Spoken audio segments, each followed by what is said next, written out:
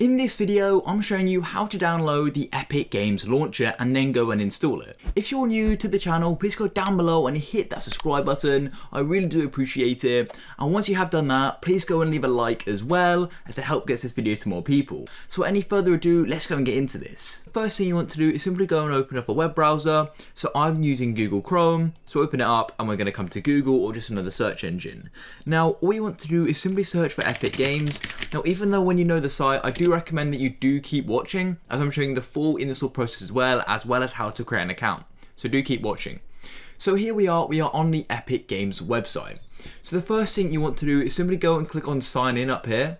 And when you click sign in, you're going to get this option here. You want to go and click sign up down at the bottom. Then you've got all these different options to go and create an account.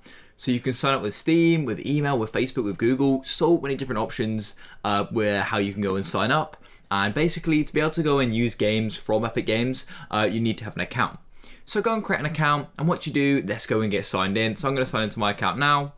So I have an account with Epic Games with my email, so I'm going to click here, and then I'm going to go and click login. So log in now. So I've now signed in, and all you then want to do is come to the top right where it says Get Epic Games.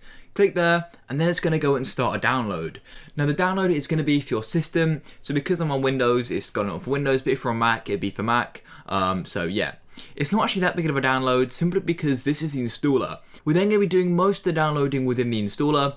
Anyways, let's go and run this file, so click there, and it's going to bring up a Windows security pop-up in a moment. Once you click install, it's going to bring up a Windows security pop-up. So as we can see there, all you do is click yes. Unfortunately, my screen recorder does not record it, and here we go. It's now starting the install, so all you want to do is wait for this to complete. And then you're going to get another Windows security pop-up, which I can't record, and here we are. As you can see, we've got 3 different installers that are open right now. Do not worry about it, you've squared it to do its own thing.